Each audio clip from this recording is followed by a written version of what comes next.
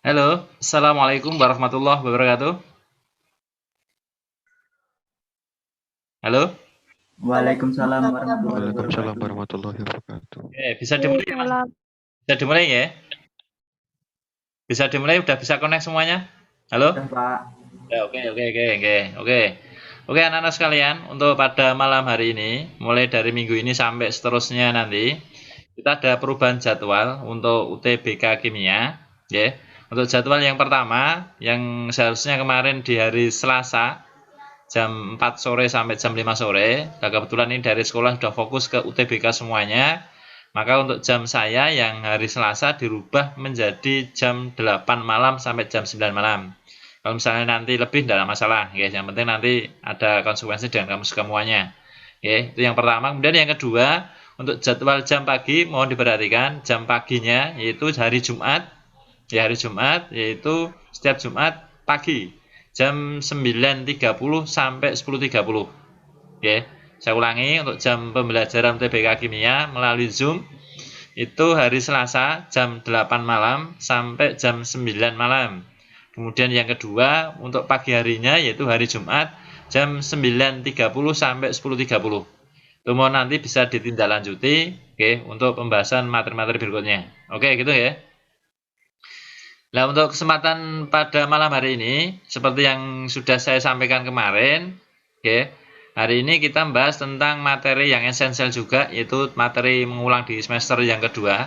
Karena saya lihat di Pak Yatno itu sebagian besar masih di kelas 3. Nanti mulai minggu ini juga sudah mulai UTBK. Nah, saya mereview yang materi kelas 2 sama kelas 1 dulu. Nah, kemarin sudah kita bahas asam basa sampai ke hidrolisis, kemudian ke mol sudah. Nah, sekarang hari ini kita masuk ke konsep termokimia. Ya. Saya ulangi, hari ini kita bahas tentang konsep termokimia. Nah, materi pembelajaran dari termokimia itu sendiri, itu ada tujuan utama, ada dua tujuan pokok. Ya. Dua tujuan pokok, tapi ada tiga tujuan sebenarnya. Tapi yang pokok, yang esensial, yang sering keluar di dalam tes, itu ada dua. Yang pertama, adik-adik bisa menjelaskan tentang macam-macam perubahan entalpi, ya, tentang macam-macam perubahan entalpi.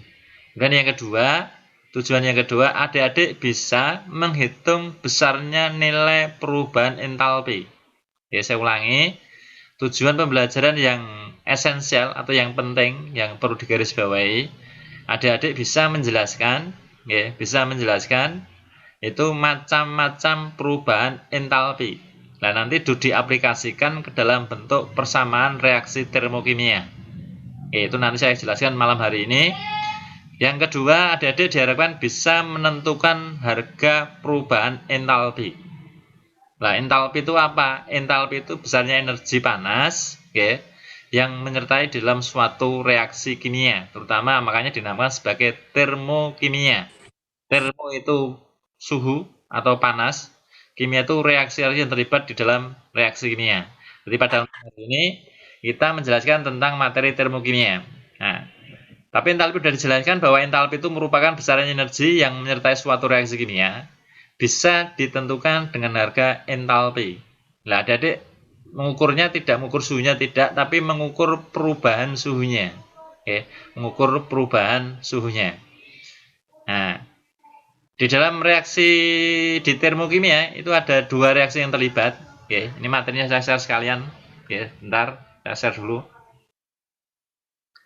Nih, adik-adik juga bisa, tadi pagi udah saya share, sudah dibuka belum adik-adik sekalian? Tadi materinya udah saya share tadi pagi. Oke, nah ini bisa dilihat yaitu materi termokimia. Ini tadi sudah saya katakan ada dua tujuan utama tadi, tapi di balik dua tujuan itu ada materi prasyarat ya, jadi bisa menjelaskan tentang reaksi yang terlibat di dalam termokimia. Itu ada dua macam, yaitu ada reaksi yang dikatakan sebagai reaksi eksoterm, yang kedua dinamakan sebagai reaksi endoterm. Oke, masing-masing ciri utamanya di sini ada materinya, tapi saya singkat di sini. Dalam penjelasan saya ambil yang pokok-pokok.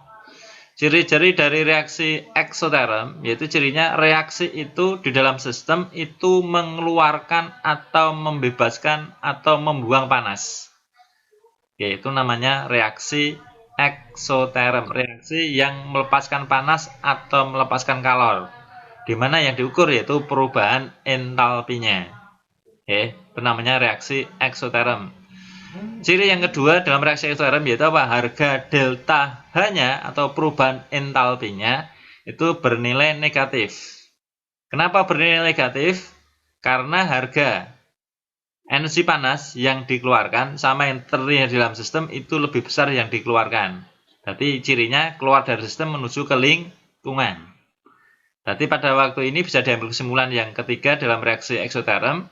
Kesimpulan yang pertama membebaskan kalor. Ciri yang kedua tadi mempunyai harga delta H negatif. Ciri yang ketiga, harga delta H akhir itu lebih besar daripada delta H awal. Oke, harga delta akhir lebih besar daripada delta H awal. Itu. Kemudian kebalikan dari reaksi eksoterm yaitu namanya reaksi endoterm. Itu kebalikannya yaitu reaksi yang menyerap atau menerima panas atau kalor. Dia mempunyai harga delta H bernilai positif. Ya, dia bernilai positif. Harga delta H awal sama akhir itu lebih besar yang delta H awal. Yaitu dari reaksi eksoterm maupun endoterm. Nah, kejadian apa yang ada di startnya itu bisa diamati di lingkungan kamu.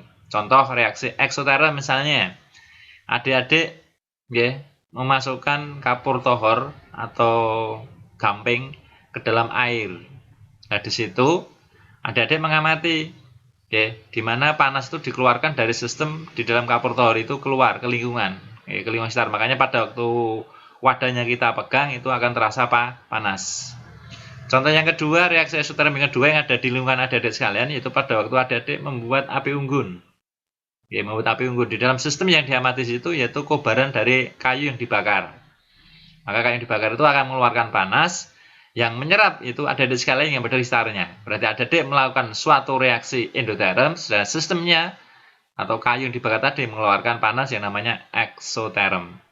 Ya, itu kemudian contoh yang kedua untuk reaksi yang endoterm itu adik-adik bisa melihat pada waktu adik-adik memegang es. Tangan adik-adik akan terasa dingin. Di mana kalor ya, yang ada di dalam es itu dia menyerap dari tangan adik-adik sekalian. Jadi fungsi tangan adik-adik fungsi sebagai eksoterm, kemudian esnya berfungsi sebagai endoterm. Tapi yang diamati di sini yaitu sistem dari es batu itu sendiri. Yaitu ciri-ciri dari reaksi eksoterm maupun endoterm. Paham ya untuk pengertian konsep eksoterm endoterm? Bisa dimengerti? Bisa, Pak. Oke. Ada yang mau bertanya, monggo? Halo? Ada yang mau bertanya? Untuk konsep eksoterm endoterm? Ini sebagai materi prasyaratnya, oke. Nah, kemudian yang kedua, ini yang saya katakan tadi tujuan yang esensial tadi, yang saya katakan tujuan esensial yang pertama, itu adik-adik bisa menjelaskan tentang macam-macam perubahan entalpi, di mana reaksi ekso maupun endoterm mengeluarkan dan menyerap panas. Adik-adik mengukur perubahan keluar dan masuknya panas itu sendiri yang dikatakan sebagai apa, Pak? Macam-macam entalpi atau perubahan entalpi. Ada berapa macam, Pak, tentang macam-macam perubahan entalpi? Ada berapa macam? Mungkin adik-adik masih ingat pada waktu kelas 2 dulu sebelum pandemi ini pembelajaran masih tatap muka. Ini penting. 8. Ini penting karena ini sering keluar di 8, Pak. 8. 8 ya. 8. Yakin? Coba bisa disebutkan 8 itu? 1. Entalpi pembentukan standar. Entalpi pembentukan standar. Oke, yang pertama. Yang kedua? Penguraian standar. Entalpi penguraian standar. Oke, yang ketiga? Pembakaran standar. Standar. Yang ketiga, yang keempat? Penguapan. Penguapan ada? Penguapan standar. Ada, Pak. Entalpi penguapan standar. Penguapan standar. Kemudian yang kelima? Peleburan standar. Peleburan standar. Standar. Oke, yang keenam? Penetralan. Entalpi penetralan standar. Netralisasi. Oke. Netralisasi. Kemudian yang ke-7? Pengatoman standar. Pengatoman standar. Oke. Yang ke-8? Pelarutan. Lautan. Oke, tak garis bawahi di sini ya, Dek ya. Ini yang ambil yang esensial saja. Oke, yang perlu tidak boleh ditawar dan adik-adik harus bisa. 1. reaksi perubahan entalpi pembentukan standar. Itu yang pertama, pembentukan standar ya. Dan yang kedua, perubahan entalpi penguraian standar. Yang kedua, kemudian yang ketiga, perubahan entalpi pembakaran. Oke. Dan yang keempat yaitu perubahan entalpi netralisasi. Oke. Itu yang esensial, ada 4 itu. Mohon ini nggak boleh ditawar dan nggak boleh lupa. Wajib. Oke, sifatnya wajib. Kalau yang lainnya nggak begitu ada penekanan menurut saya, karena memang semuanya larinya ke situ. Maupun peleburan atau penguapan larinya juga sama. Oke, ke penguraian juga. Oke, sekarang kita mulai untuk yang pertama, yaitu reaksi atau perubahan entalpi pembentukan standar. Mungkin ada yang sudah tahu, pembentukan standar. Artinya apa? Perlu saya beri penekanan di sini, untuk perubahan entalpi pembentukan standar itu artinya, ya, pembentukan 1 mol suatu zat harus dari unsur-unsur penyusunnya. Ya. Pembentukan 1 mol suatu zat harus dari unsur-unsur penyusunnya. Contoh, misalnya pembentukan CO2. Boleh nggak pada reaksi pembentukan CO2 itu ditulis CO plus O2 menjadi CO2? Saya tanya, boleh nggak kalau ditulis seperti itu? Mungkin, halo? Ada yang bisa nyambung? Boleh nggak? Misalnya saya suruh, ya, perubahan entalpi pembentukan CO2. Saya tulis CO2 plus O2 menjadi CO2. Boleh nggak? Boleh nggak, Dek? Tidak. Tidak, kenapa nggak boleh? Tidak. Kenapa nggak boleh? Tidak. Karena hanya boleh unsur. Halo? Tidak boleh senyawa membentuknya. Oke. Cirinya di sini nggak boleh, Pak. Karena apa? Karena CO itu senyawa. Syaratnya tadi apa? Pembentukan 1 mol suatu zat harus dari unsur-unsurnya. Kalau ada reaksi pembentukan CO2, berarti reaksinya gimana yang betul? Gimana reaksinya yang betul? Ayo, siapa yang mau menjawab? Silakan. Pembentukan CO2, sing gampang dulu. Berarti reaksi yang betul, kalau tadi Pak Joko kan memberi contoh, CO plus O2 kan nggak boleh, karena salah. Kenapa salah? Karena CO merupakan suatu senyawa, bukan unsur. Syaratnya di sini harus dari unsur-unsur pembentuknya. Berarti reaksi yang betul gimana, Pak? Reaksi yang betul untuk pembentukan CO2 itu C plus O2 menjadi CO2. Contoh yang kedua, misalnya reaksi pembentukan aluminium hidroksida atau AlOH 3 kali. Bagaimana perubahan entalpi pembentukannya? Reaksinya, Dek. Oke, pembentukan AlOH 3 kali. Monggo, siapa yang mau menjawab? Ini beri penekanan karena ini penting. Halo? Plus O3 plus H3. Yuk, pelan-pelan. Mas apa ini sambil mengenalkan diri? Halo? Ya, Pak. Halo? Ayo, siapa yang mau menjawab? Silakan. Halo? Ayo. Kok diem aja? Tadi kan AlOH3, Pak. Al plus OH3 gitu? Al plus O3 plus H3. Al plus O3 plus H3. Belum betul, deh. Tadi di garis bawah ya. Ini penting ya. Perlu di garis bawah itu belum sempurna ya. Sudah hampir mendekati betul tapi belum sempurna. Yang betul baru Al-nya saja. O3-nya belum. Al plus juga belum. plus H2. Diulangi. Mas apa ini? Mas Abdul Haris. Mas Abdul Haris, semoga Mas Abdul, nggih. Al plus O2 plus H2. Nanti tinggal disetarakan, Pak. Ya, tinggal masalah penyetaraan tinggal belakangan, nggih. Yang penting kan perlu di garis bawah sini harus dari unsur-unsurnya, nggih. Nggih, ya 100. Oke, Mas Abdul Haris, terima kasih. Nggih, betul nggih. Jadi untuk pembentukan AlOH 3 kali itu unsur penyusunnya yang pertama itu Al ditambah O2 ditambah H2. Untuk nilai koefisien tinggal mengikuti nilai jumlah kiri dan kanannya. Gitu ya. Paham ya? Bisa diikuti? Bisa paham ya? Bisa, Pak. Mungkin ada yang belum paham, monggo silakan bertanya. Perlu tak garis bawah sini, tidak boleh senyawa juga harus unsurnya tuh unsur yang umum. Tidak ada namanya H3 tuh nggak ada. Senyawa molekul unsur H3 nggak ada. H itu molekul unsurnya H2. Kalau O itu bisa O2 bisa, O3 bisa. Tapi yang sering dipakai yaitu O2. Kalau O3 itu ozon. Tuh, boleh pakai O3 boleh. Ya. Oke, bisa dilanjut. Ini konsep ini penting, tak garis bawahi. Harus pembentukan 1 mol suatu senyawa harus dari unsur-unsur penyusunnya. Tentang perubahan entalpi pembentukan standar atau diberi kode delta HF. Oke ya. Dan yang kedua yaitu perubahan entalpi penguraian. Oke. Perubahan entalpi penguraian. Artinya apa, Pak? Ini kebalikan dari perubahan entalpi pembentukan. Kalau penguraian itu artinya apa, Pak? Penguraian 1 mol suatu senyawa, penguraian 1 mol suatu senyawa menjadi unsur-unsur penyusunnya. Menjadi unsur-unsur penyusunnya. Ini perlu digarisbawahi. Kebalikan dari perubahan entalpi pembentukan.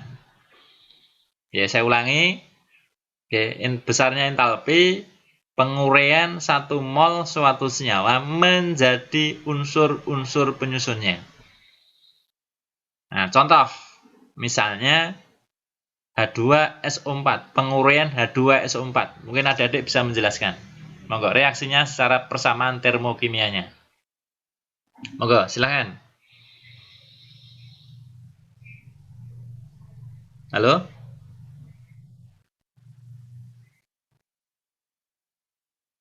Mungkin Mbak Meli? Halo? Mas Kamal? Mas Bagus? Halo? Yo? Penguraian? Saya ulangi, penguraian 1 mol H2SO4. Penguraian 1 mol H2SO4 menjadi unsur-unsurnya. Gimana Pak yang betul? Yang betul begini. H2SO4 diurai atau tanda panah menjadi H2 plus S plus O2. Tinggal ngisi koefisiennya tergantung nilai kiri dan kanannya. Oke.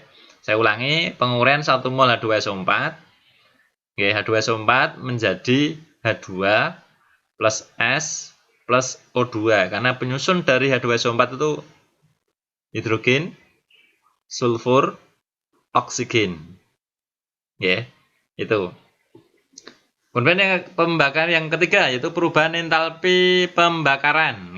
Perubahan entalpi pembakaran atau delta Hc. Delta Hc. Itu artinya apa? Artinya pembakaran 1 mol suatu senyawa oleh oksigen.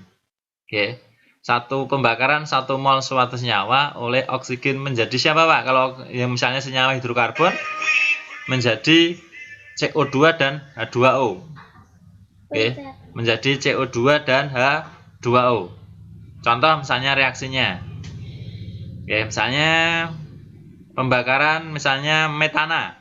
Nah, CH berarti reaksinya gimana Pak? Reaksinya CH4 plus O2 menjadi CO2 dan H2O. Nanti tinggal entalpinya berapa mengikuti, harus berlaku untuk 1 mol dari CH4.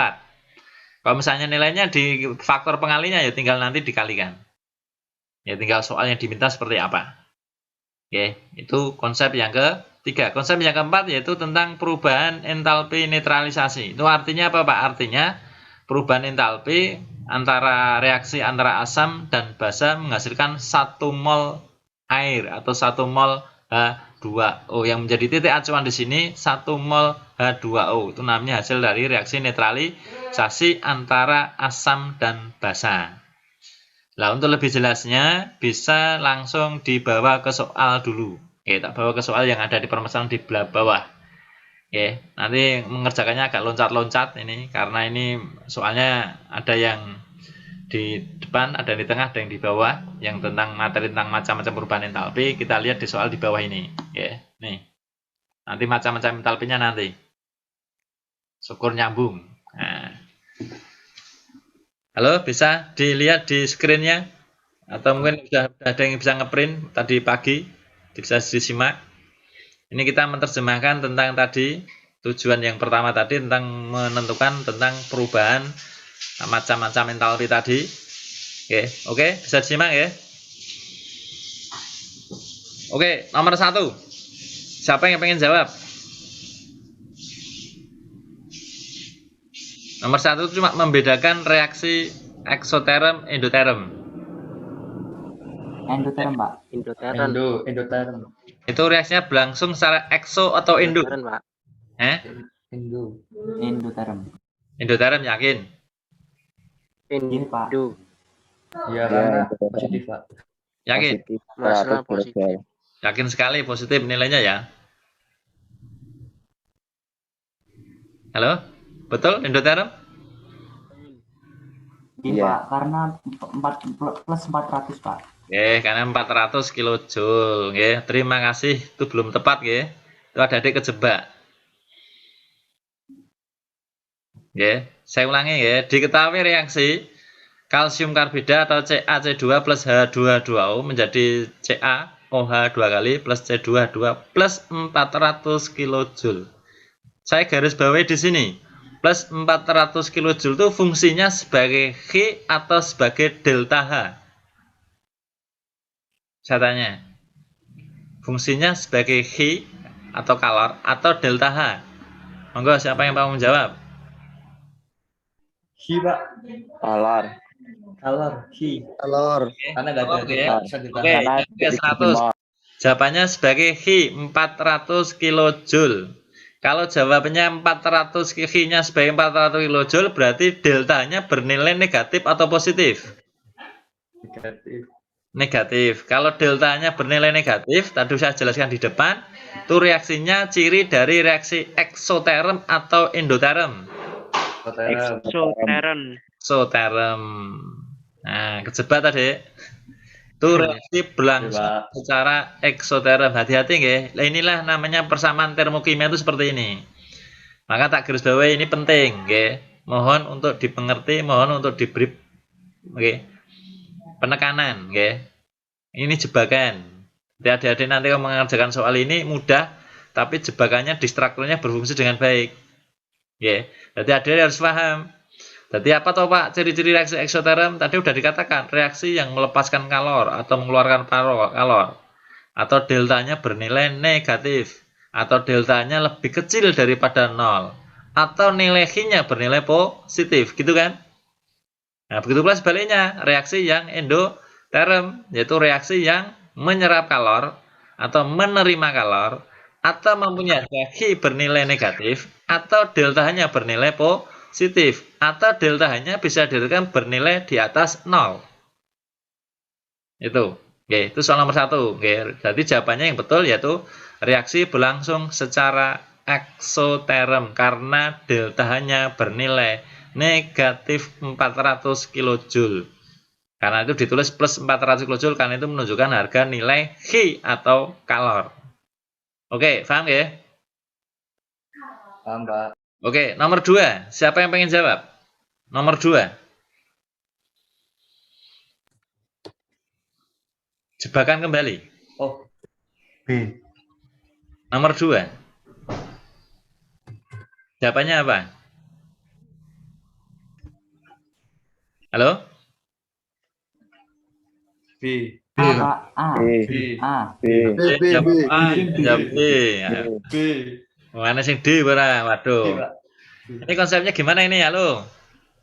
Ini masih berhubungan dengan konsep nomor 1 loh. 8. Itu dibagi 2 Perubahan koefisien.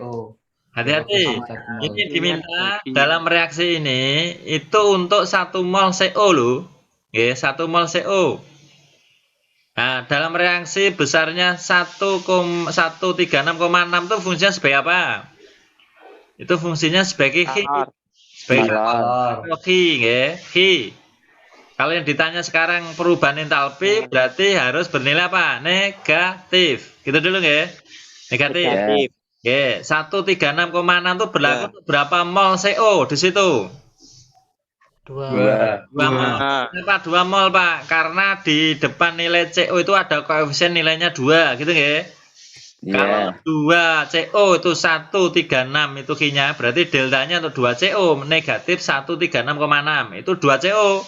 Yang diminta di sini 1 mol CO, berarti nilainya harus setengahnya. Berapa?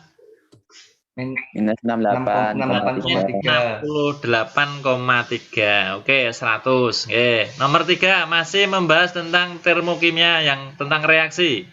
Berikut ciri-ciri yang membebaskan kalor. Bebas kalor berarti artinya apa? Artinya apa? Reaksi eksoterm. Negatif. Oke. Exoterm. Eksoterm berarti deltanya harus negatif. Harus negatif berarti nilainya berapa? Negatif. Kurang dari 0. Nah, kurang dari 0. Oke, jawabannya C, betul. 100. Oke, nomor 4. Masih mengartikan. 4 nanti hitungan nanti dilewati dulu. Nanti pas saya jelaskan di itu. Dilewati dulu 4, 5, 6, 7, 8, 9. Nah, masuk 9. Masuk 9. Ini tentang arti dari konsep perubahan entalpi pembentukan. Nomor 9. Yuk. Berikut ini merupakan reaksi pembentukan standar kecuali. B, Pak. Berarti yang salah B. kecuali apa? B. B. Kenapa yang B kok salah? SO2. SO2 di SO2, Pak. Itu SO2 bukan unsur, Pak. Tapi SO2 itu senyawa. Senyawa. Oke. Yang A masuk, C masuk, D masuk, E masuk. Berarti siapa yang betul yaitu yang B. Karena faktor di SO2. Paham ya? Oke, lanjut. Nomor 10 masih hitungan. Nanti nggih dilewati dulu. Yang menjelaskan tentang tujuan yang pertama dulu, ben paham dulu. Nomor 11.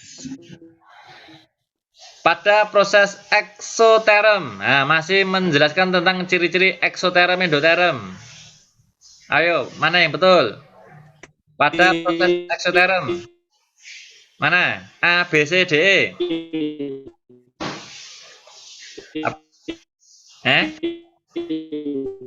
C, Pak. Entalpi sistem bertambah, delta berkurang. Ya betul. Entalpi sistem berkurang atau bertambah? Berkurang.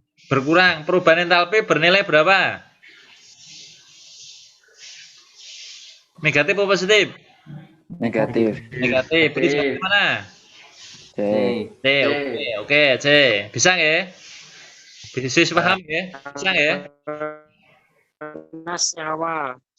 Oke, kemudian yang nomor 12.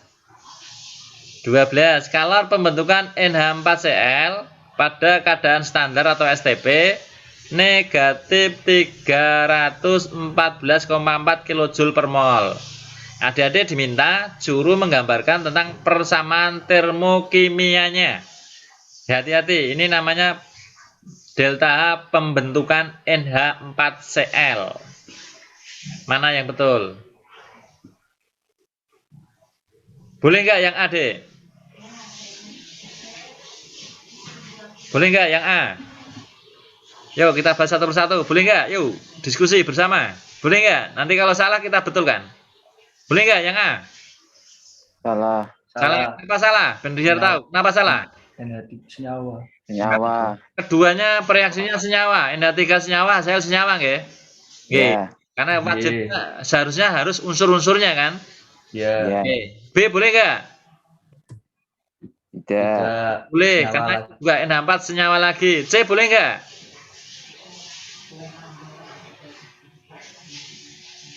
Boleh. Boleh.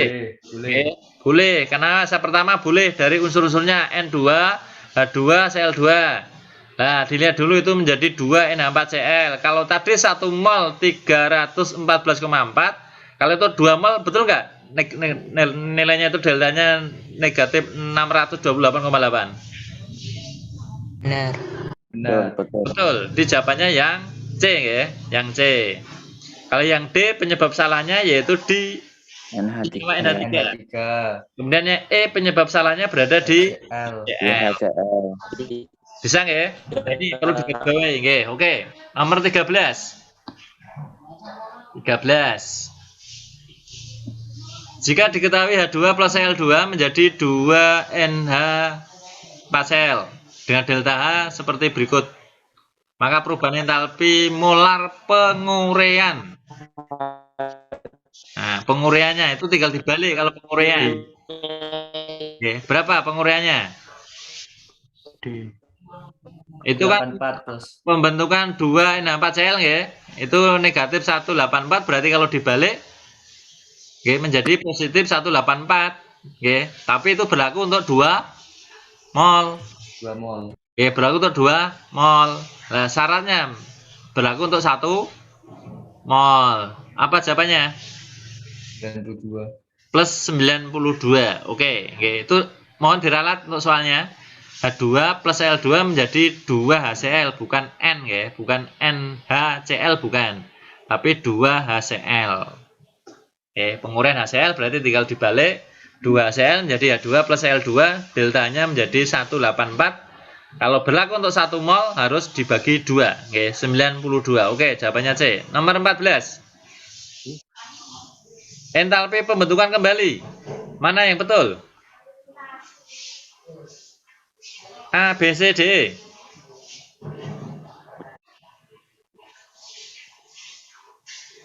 Halo.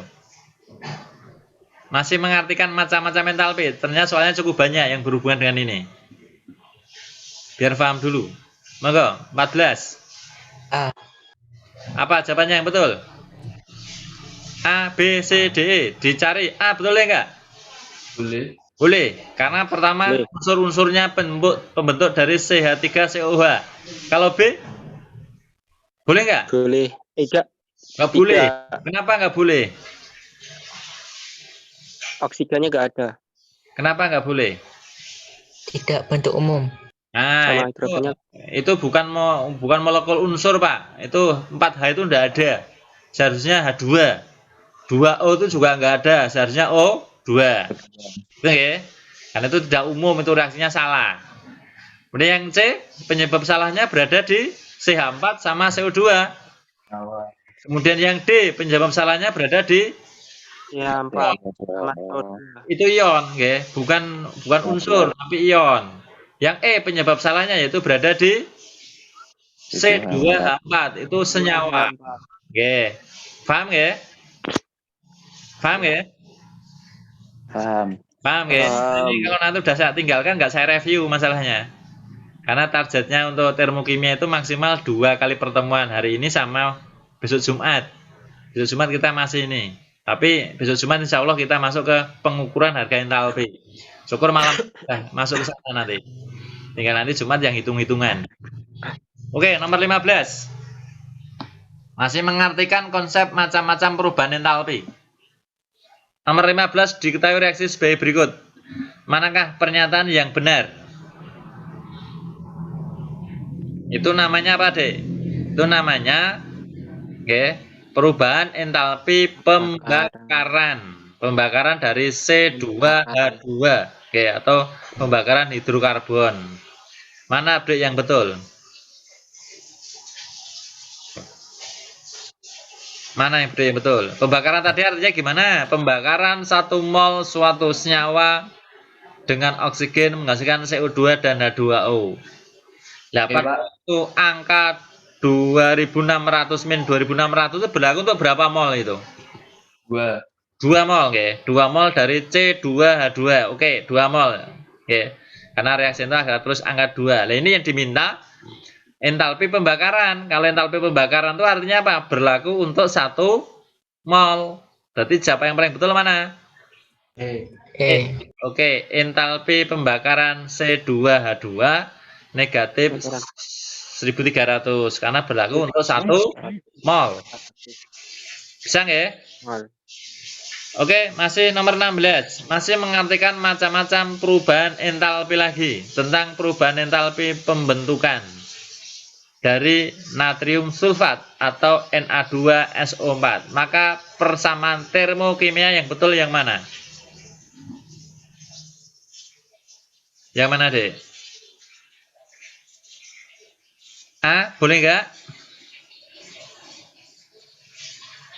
A, boleh tidak? Enggak. Tidak, karena A itu ada ion, ya. Na, Tidak. ya, itu karena ion. Boleh enggak? B, Ya. boleh? B, boleh enggak? Tidak. Tidak, Tidak. karena senyawa. Ya. C, boleh enggak? Ya. C, boleh enggak? Tidak. Tidak, karena namanya bukan Tidak. bentukan, ya. Iya. Yang D, boleh enggak, D? Penguraian. Boleh. Kalau penguraian juga enggak boleh, D. Boleh. Garis bawahnya, ya. Yang tadi matur penguraian enggak boleh, karena itu bukan penguraian. Kalau penguraian itu syaratnya menjadi unsur-unsurnya. Itu namanya tidak penguraian. Oke, tapi ionisasi. Oke. Pembetulan. Yang jawaban yang betul mana, Dek? D. Yang D. D. Oke. Karena menjadi unsurnya. Oke. Atau penyusunnya unsurnya menjadi senyawanya, ya. Oke, yang D. Nomor 17 masih mengartikan konsep macam-macam perubahan entalpi. 17. Perubahan entalpi yang terjadi jika air terbentuk dari unsur-unsurnya diberikan dengan persamaan termokimia sebagai berikut. Oke, dapat dikatakan bahwa pembentukan H2O. Artinya apa itu? A. Kalor pembentukan air ialah negatif 572. Boleh nggak? Tidak. Tidak. Tidak. Kenapa nggak boleh? Yang Bukan satunya, negatif. kenapa nggak boleh? Itu kan nilainya juga 572. Kenapa nggak boleh? Kalau dikatakan kalor pembentukan itu syaratnya berlaku untuk 1 mol atau lebih dari 1 mol? 1 mol. 1 mol, oke. Tak garis bawahi hanya berlaku untuk 1 mol. Nah, itu negatif 572 itu berlaku berapa mol air? 2. 2. 2 mol. 2, oke. Paham ya? Berarti lah, ini titik-titik ini penting garis bawahi. 2, oke. Berarti adik-adik udah bisa. B, boleh nggak B? Tidak. Tidak. Kenapa nggak boleh? Karena membebaskan kalor. Tidak memerlukan. Itu membebaskan ya, tidak diperlukan ya. Ya. Karena delta negatif itu kan berarti kan membebaskan, tidak memerlukan. Ya enggak? Ya. Oke, nomor C. Dalam pembakaran 1 mol hidrogen, kalor sebanyak 572. Boleh nggak? Nggak boleh. Karena apa? Itu kan berlaku untuk 2. 572 itu. 2 mol H2. Itu bisa dikatakan boleh, Dek. Sebagai pembakaran H2 bisa, pembentukan dari H2O juga bisa. Tapi salahnya di sini berlaku untuk 2 mol gitu. Kalau D? Ya. Ya, jadi jawabannya yang D. Oke, kalor pembentukan uap air negatif 286 karena nilainya setengahnya dari 572 karena berlaku untuk 2 mol yang 572, yang 1 mol berarti 286. Oke, di jawabannya yang betul yaitu yang D atau E?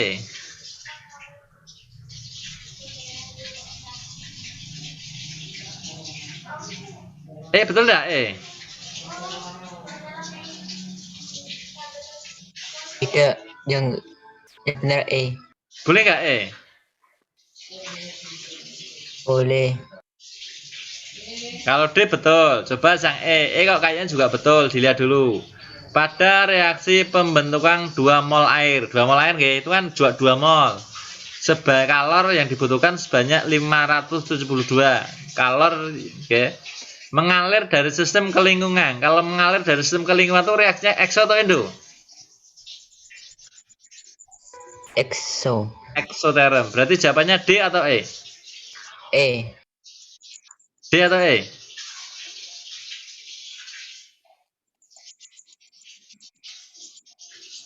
Nah, Ransu tuh, D atau E? E. Yakin E?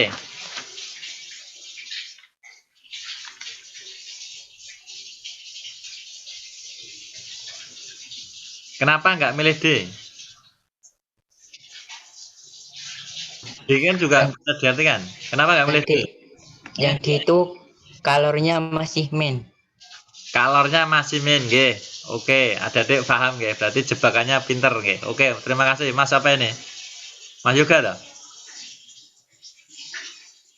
Nggih, yang D itu salahnya itu kalor pembentukan uap air adalah negatif itu salah. Itu seharusnya apa, Pak? Entalpi pembentukan seharusnya negatif itu. Kalau kalor bernilai positif karena datanya itu kan min 572. Nggih, jawaban yang betul yaitu yang E. Oke. Nggih, yakin E. Oke, 18. Mengartikan tentang delta HF kembali. Reaksi berikut menjelaskan tentang delta HF dari kapur atau CaCO3 sebanyak 100 kJ per mol. Mana reaksi yang paling betul dikatakan sebagai entalpi pembentukan standar persamaan termokimianya? Mana, Dek? A. A, oke. Yang B itu salahnya di mana? Yang B. O3. Enggak. O3 boleh kok. Itu juga unsur. Salahnya di mana? Yang B. Tidak ada C. Tidak ada C-nya. Oke, tidak ada C-nya. Wah, ini jeli, Abdul Haris jeli, Tidak ada C-nya, Pak. Oke, Mas Abdul, makasih Mas Abdul. Sama menjelaskan teman-temannya, Yang C salahnya di mana? Ion. Ion harus unsur, Yang D salahnya di mana? Ion. Ion. Yang E salahnya di Ion. mana? O. Nggak ada. 3O tuh nggak ada. Kalau O3 boleh. Ca plus C plus Ya. O3 malah boleh. Nah, tapi kan nggak ada itu. 3O berarti salah. Itu jawabannya yang betul yaitu yang A, Oke. Oke, adik-adik sekalian. Untuk materi tentang reaksi yang terlibat dalam termokimia dan macam-macam perubahan entalpi sudah paham belum sampai di sini? Dari sekian soal yang cukup banyak tadi. Ada yang perlu dijelaskan kembali? Paham? Halo, adik-adik sambil itu, monggo sambil tak beri waktu 5 menit. Kalau mungkin ada yang belum paham bisa bertanya. Monggo silahkan. Alhamdulillah paham, Pak. Oke, bentar. Nah, itu dulu.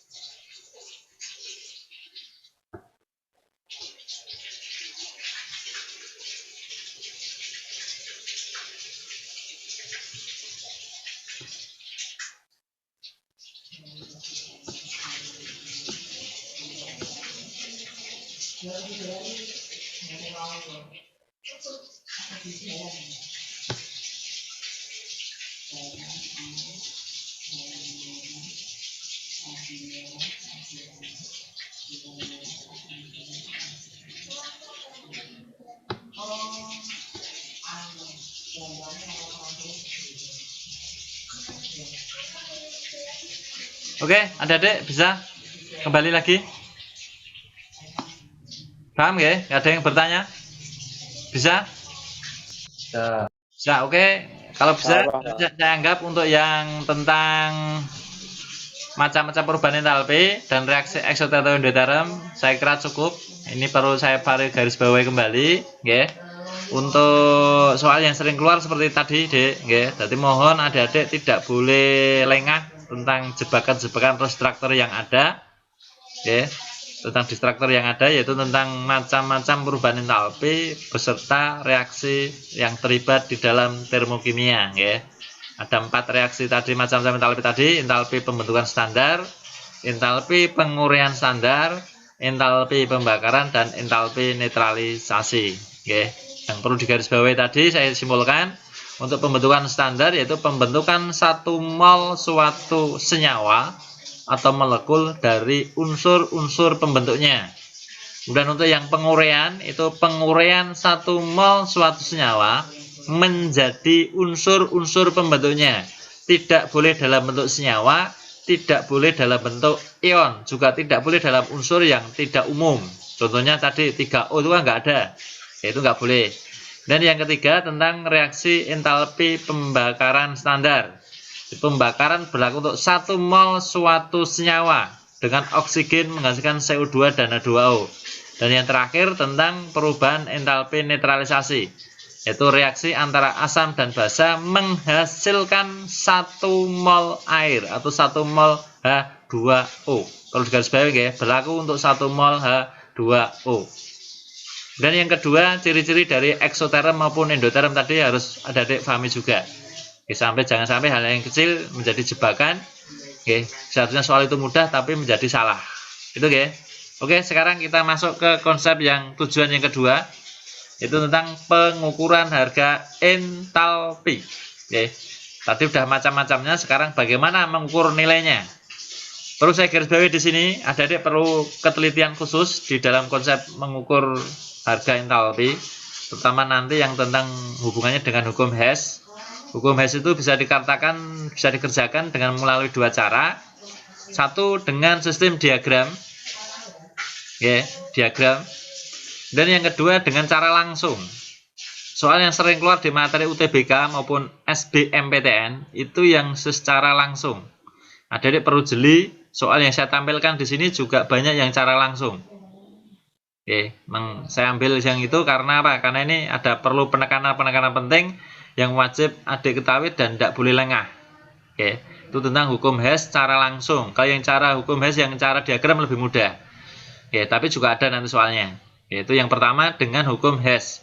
Ciri dari konsep hukum Hess di sini yang perlu digarisbawahi di dalam penentuan harga delta H atau perubahan entalpi yaitu di posisi keadaan awal dan akhir dari sebuah reaksi.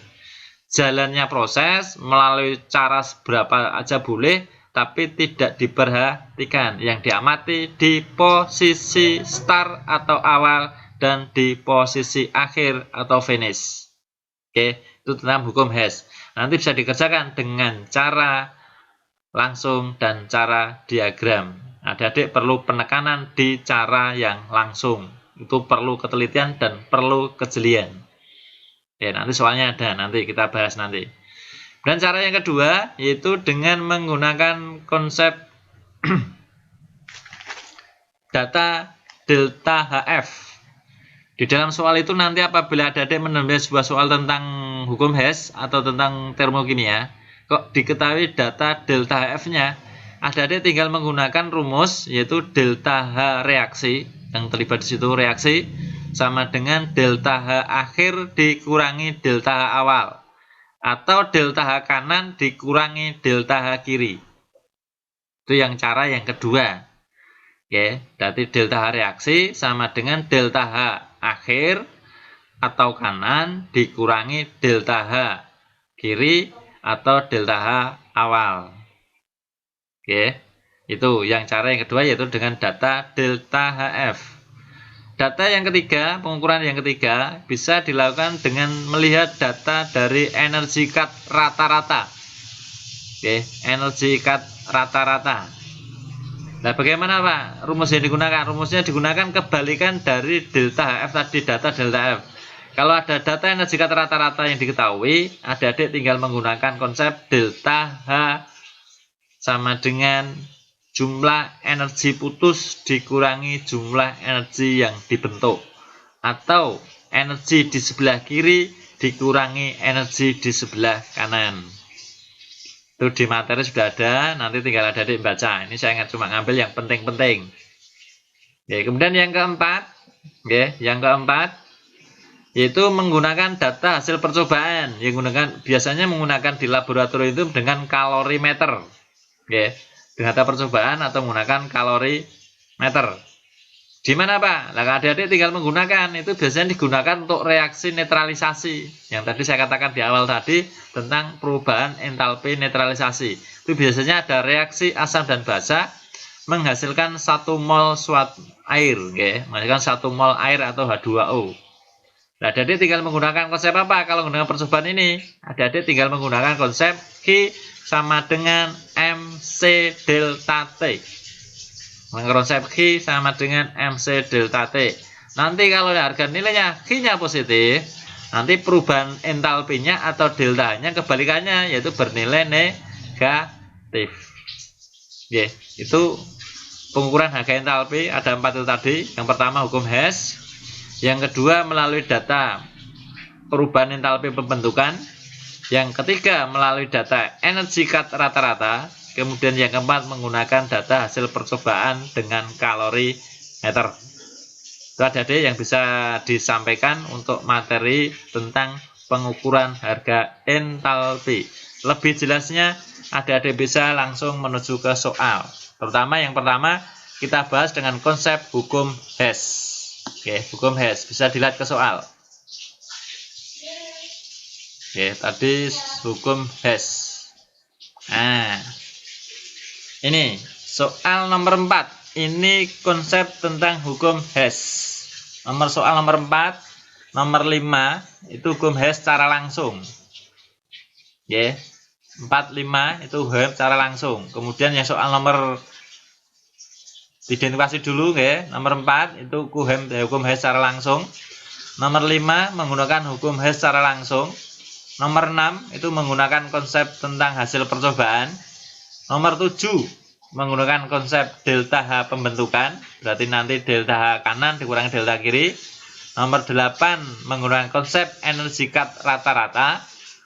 Nomor 9 tadi sudah dibahas. Nomor 10 hukum Hess secara diagram. Oke, hukum Hess secara diagram. Kemudian belakang sudah habis. Nomor 19 pakai hukum Hess kembali, hukum Hess secara langsung. Nomor 20 pakai data delta HF atau kanan dikurangi kiri. Dan yang 21 menggunakan data energi cut rata-rata. Itu oke. Moga adik-adik nanti bisa disimak, bisa dikerjakan. Oke. Kita coba soal satu persatu dari yang nomor 4 dulu. Nah, nanti sisanya bisa dikerjakan besok hari Jumat. Kita bahas besok sambil kita tambah yang tentang hitungan. Oke, nomor 4. Mungkin ada yang pengen coba, silahkan. Mas Kamal, halo, Mas Kamal. Ya, Pak. Bisa dicoba nomor 4, Mas Kamal? Bisa. Bisa. Jawabannya berapa, Mas Kamal? Sudah nyambut coba belum? Tadi 986. Ketemunya? 986, Pak. 986. Oke. Bagaimana caranya, Mas Kamal? Itu di yang 2H2 O2 itu dijumlah. Saya tak lihat di sini, Mas Kamal. Sekalian kamu yang ngomong, saya yang melihatkan data pembahasannya biar temennya yang lain bisa paham. Ya, bisa dilihat di pembahasan. Nah. Nih. Nomor 4, ya. Tadi yang diminta kan reaksi dari CaOH 2 kali, ya, Mas Kamal, ya. Menjadi Ca plus O2 plus H2 gitu, ya. Ya. Nah, yang diminta kan di garis bawah CaOH 2 kali harus berada di sebelah kiri. Kemudian Ca harus berada di sebelah kanan. O2 harus di sebelah kanan. H2 harus di sebelah kanan. Sementara tampilan reaksi itu ada 3 reaksi, ya kan? Berarti reaksi yang ketiga perlu dibalik nggak? Nah, reaksi ketiga dibalik. Nah, dikalikan nggak, Pak? Nggak usah, dikalikan 1 saja. Kemudian reaksi yang pertama sama kedua juga dibalik. Itu tinggal ngalikan setengah-setengah. Nah, ketemunya dari akhirnya yang kiri kanan yang tidak diperbolehkan atau hanya sebagai jalannya proses dihilangkan. Contoh, H2O kan jalannya proses kan nggak diminta dalam reaksi, hilang. CaO juga jalannya proses juga hilang. Oke, berarti jawabannya apa? 986. Oke, itu nomor 4. Sekarang nomor 5. Ketemu berapa? Itu juga hukum Hess.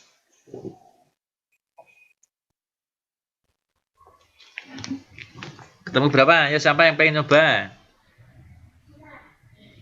Mungkin tadi udah ngelirik di pembahasan sudah ada. Berapa ketemunya tadi? Yang sudah ngelirik? Sudah sempat ngelirik belum? Oh, belum. Monggo dihitung. Caranya sama seperti soal tadi. Oke, soal nomor 4. Soal yang diminta di sini yaitu 2MO2 berada di sebelah kiri. CO diminta di sebelah kiri. M2O3 diminta di sebelah kanan. Sementara tampilan reaksi di nomor 3 itu kan berada di sebelah kiri. Itu harus dibalik nomor 3 nanti. CO2 berada di kanan. Terus semua reaksi berada di kanan. Nah, sekarang langkahnya satu persatu. Yang perlu dikerjakan pertama kali reaksi yang pertama, kedua, atau ketiga? Reaksi pertama perlu dibalik tidak? Tidak. Tidak. Kenapa Tidak. tidak? Karena MO2 sudah di sebelah kiri, mintanya di sebelah kiri. Cuma perlu dikalikan berapa? 2. 2. Dikalikan 2. Jadi jawabannya menjadi 2MO2 gitu ya. Plus 2CO menjadi 2MO plus 2CO2. Deltanya menjadi berapa? Min 40. Min 40. Oke, perlu dihitung min 40. Oke.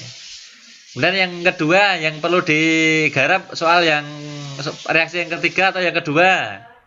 3. Reaksi yang ketiga dulu. Kenapa ketiga? Karena M2O3 diminta di sebelah kanan, gitu ya. Diminta sebesarnya 1. Nah, berarti reaksi ketiga perlu dibalik. Nah, dibalik jadi berapa? Langsung dicari sekalian weh. Dikalikan berapa reaksi yang ketiga? Dikali berapa? Halo? Bagi ya, Pak? Ya Sepertiga. dibagi kan dikalikan ya sama loh. Sepertiga. Nah, dikali sepertiga. Oke, nggih.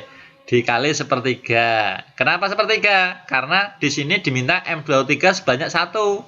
Di situ tampil di 3. Gitu kan? Dibalik. Kalau dibalik menjadi berapa, Dek? Reaksinya? 2/3 M3O4 gitu ya. Ya kan? 2/3 M3O4 kan dibalik katanya tadi. Plus 1/3 CO2 menjadi M2O3 plus 1/3 CO. Deltanya jadi berapa? Plus Min 4. plus Plus 4. plus 4. Oke, 4. Oke, betul. Oke, plus 4. Oke.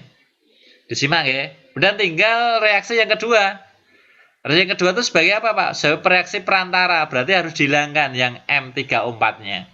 Tadi M3O4 pada waktu hasil pengerjaan AD kan berada di sebelah kiri. Berarti M3O4 itu harus dibalik.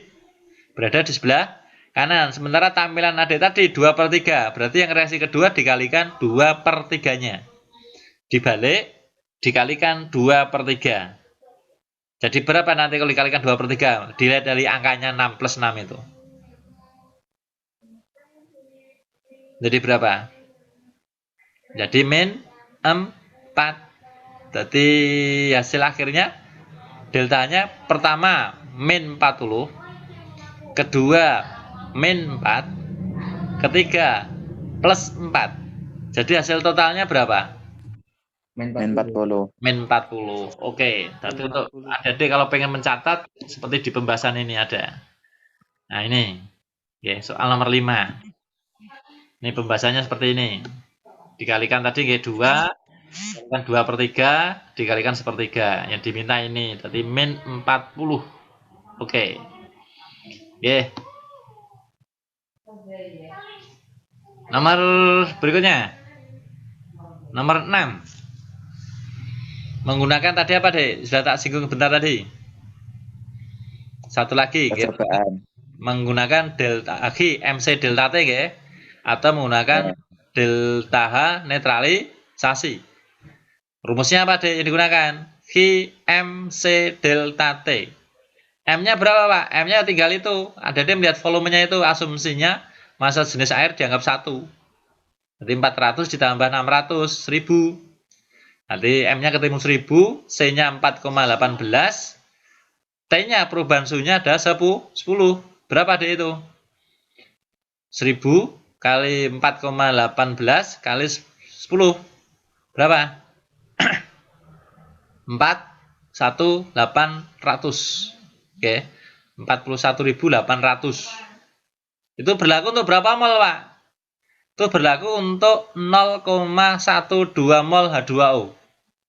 Kok tahu 0,12 mol, Pak? Lah itu hasil perkalian dari itu 400 kali 0,3 ketemu 1200 milimol. Kalau dibawa ke mol kan 0,12.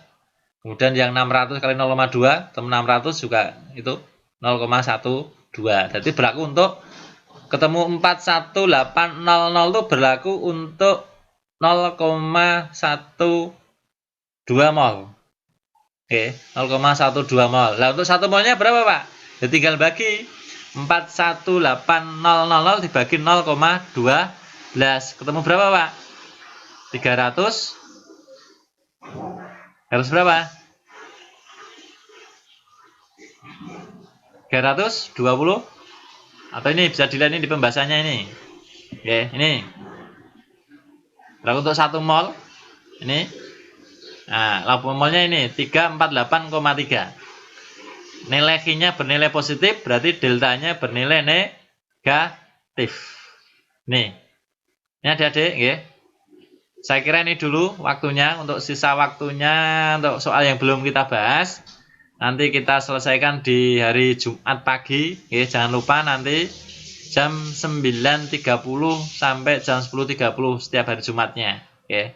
Jadi untuk alamatnya tetap sama seperti ini terus. Oke. Saya kira ini dulu. Oke. Mungkin ada yang mau bertanya, Dek? Sekalian monggo. Nggak ada? Paham ya? Bisa? Oke? Bisa, Pak. Nah, oke. Kita lanjutkan hari Jumat satu pertemuan lagi tentang menghitung harga perubahan entalpi. Saya kira ini dulu. Assalamualaikum warahmatullahi wabarakatuh.